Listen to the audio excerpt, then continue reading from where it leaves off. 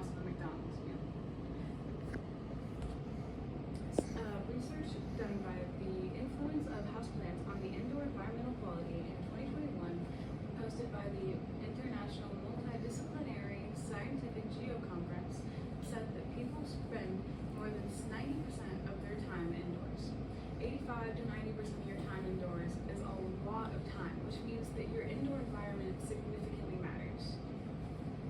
I've spent lots of hours on research and found many resources that can be beneficial to you.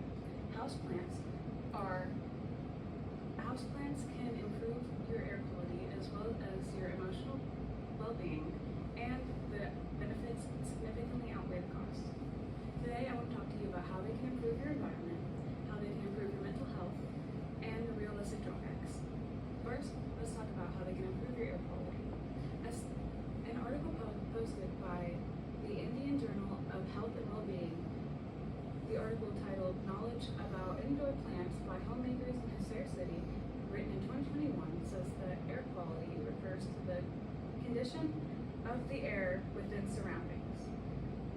It's not new news that plants help our environment. Photosynthesis and whatnot is simple.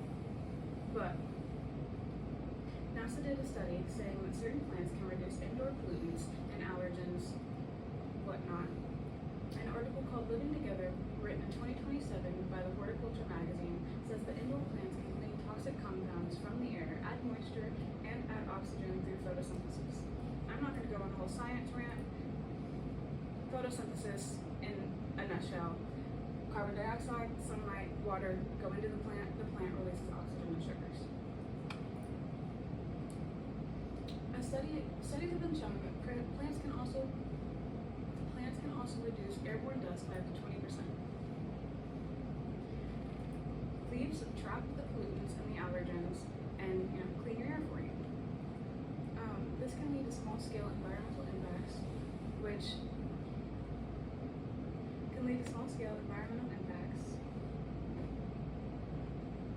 by CO2 reduction, and the microbial ecosystems in the soil can help clean your air.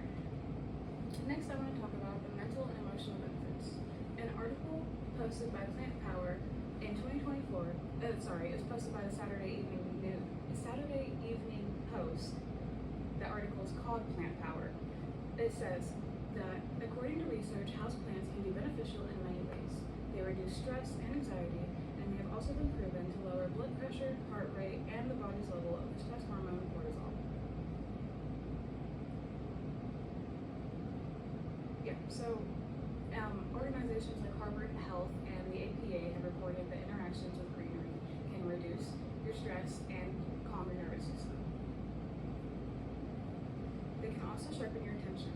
And an article called 5 Benefits of Houseplants, written in 2023 by Time magazine, says numerous studies have suggested that greenery is restorative and can increase the ability to concentrate.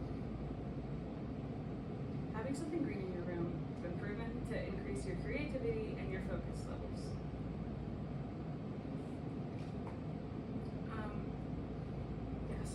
They can also create a sense of responsibility and routine by making you feel like you're needed. Here is a cute little picture showing how certain colors can react, or cause different moods. Green obviously being restorative.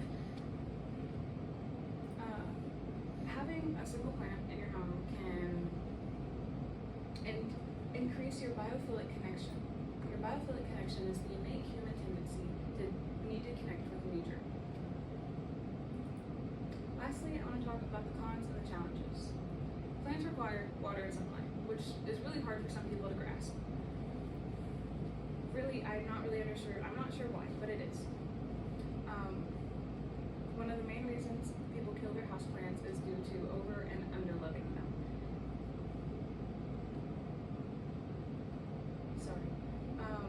Some houseplants are also toxic to pets, such as aloe vera, daffodils, lilies, peace lilies, snake plants, jade plants, asparagus ferns, and elephant ears.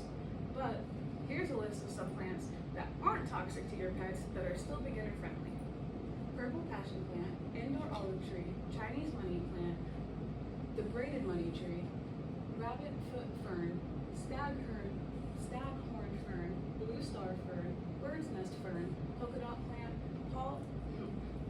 parlor palm, and red prayer plant. That's a lot.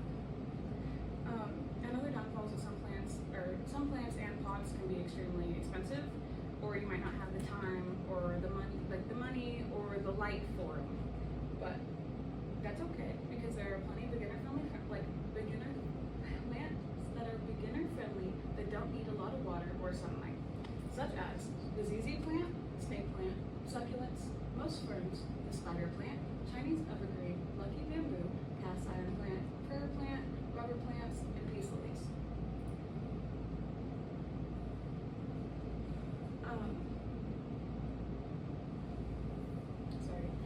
Like I said earlier, over and under loving them is one of the main reasons why we kill our plants. In an article called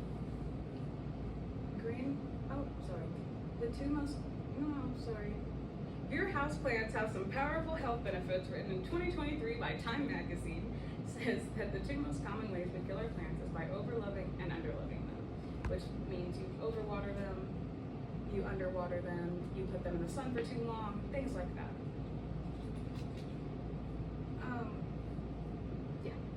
So in conclusion, we talked about how they improve your environment, how they support your well-being, and how to manage drawbacks.